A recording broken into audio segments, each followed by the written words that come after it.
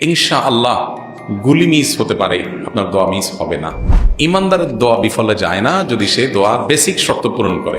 তিন ব্যক্তির দোয়া সালাতুন লা তুরাদ্দু দাওয়াতুহুম, তিন ব্যক্তির দোয়া ফিরিয়ে দেওয়া হয় না। এর ভিতরে একজন হলেন আস-সাইম হাত্তা ইফতির, রোজাদার ব্যক্তি ইফতার করার আগ পর্যন্ত তার দোয়া ফিরিয়ে দেওয়া হয়। রমজান মাস চলে আসলো, এখন আমি এই রমজান মাসে কি আমল করলে আল্লাহ আমার দোয়া কবুল করবেন? রমজান মাস দোয়া কবুলের মাস। রমজান মাসে আল্লাহর কাছে আমাদের অব্যক্ত চাওয়াগুলোকে উপস্থাপন করবার, নিবেদন করবার দারুণ এক সুযোগ।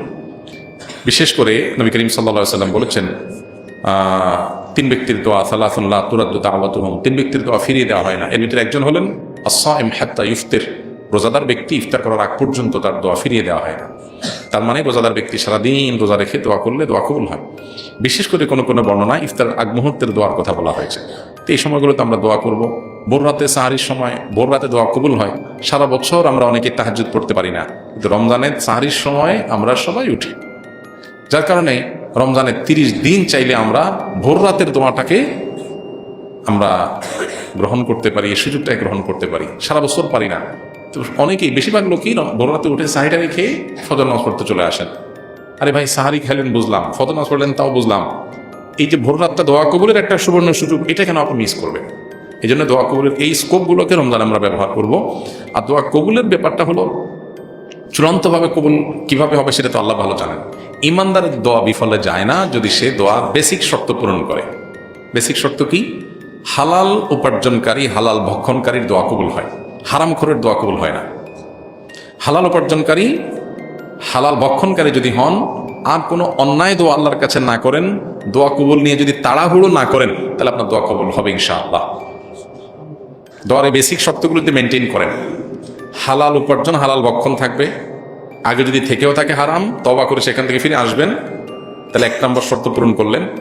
2 নম্বর, অন্যায় কিছু দোয়ার মধ্যে চাইবেন না, দোয়ার মধ্যে খারাপ কিছু চাইবেন না। আপনি একটা মেয়ের সাথে হারাম সম্পর্ক করতে চান, বলতে চান আল্লাহ এটা আমি পটাইতে চাই, তাহলে এটা কি হবে? এটা হারাম দোয়া হবে। এটা আল্লাহর সাথে রীতিমতো বেয়াদবির শামিল। একটা অপকর্ম করবেন, আবার আল্লাহর কাছে এটা দোয়া চাচ্ছেন, মানে জঘন্য একটা বিষয়। এখন কেউ কোনো অন্যায় কাজ, হারাম কাজের দোয়া করলে সে দোয়া কবুল হওয়ার সম্ভাবনা নাই, বরং সেটার কারণে তার গুনাহ হতে পারে যদি সে হারাম কাজের দিকে পা বাড়ায়। তো এই জন্য দ্বিতীয় শর্ত হলো অন্যায় কোনো দোয়া করবেন না। 3 নম্বর শর্ত হলো দোয়া কবুলের জন্য তাড়াহুড়ো করবেন না। তাড়াহুড়ো না করার মানে হলো আল্লাহ কই দোয়া করলাম কবুল হলো না, তো দোয়া করছি, আমার দায়িত্ব শেষ, এবার আমার কাঙ্ক্ষিত জিনিস পেলে বুঝতে হবে এর মধ্যে কল্যাণ আছে, না পেলে বুঝতে হবে এটা না পাওয়ার মধ্যে কল্যাণ আছে, আল্লাহ আমাকে এর চাইতে বেটার কিছু দিবেন।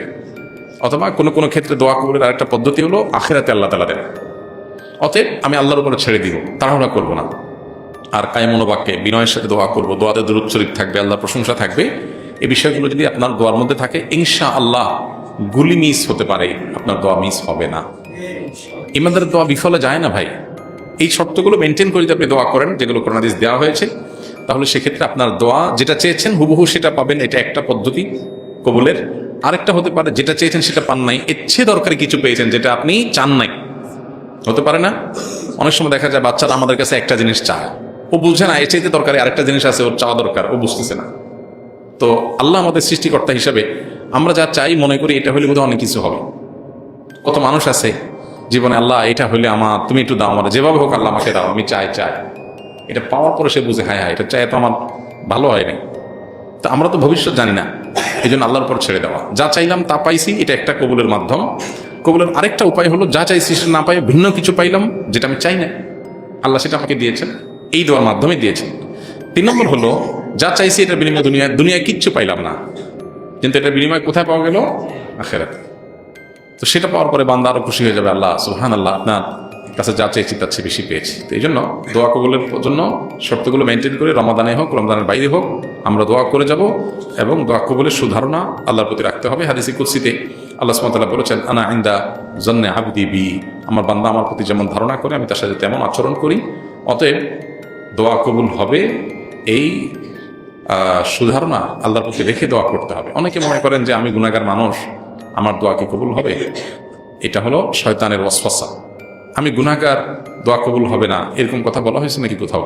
শয়তান আল্লাহর কাছে সুযোগ চাইছে, যখন আল্লাহর নির্দেশে আদমের সম্মানার্থে আল্লাহর নির্দেশে সিজদা করে নাই, বলছেন যাও তুমি বিতাড়িত, জান্নাত থেকে আল্লাহ বের করে দিয়েছেন, অথচ সেই যে শয়তান আল্লাহর কাছে হায়াত চাইছে, কেমন পর্যন্ত আল্লাহ হায়াত দিয়ে দিয়েছেন।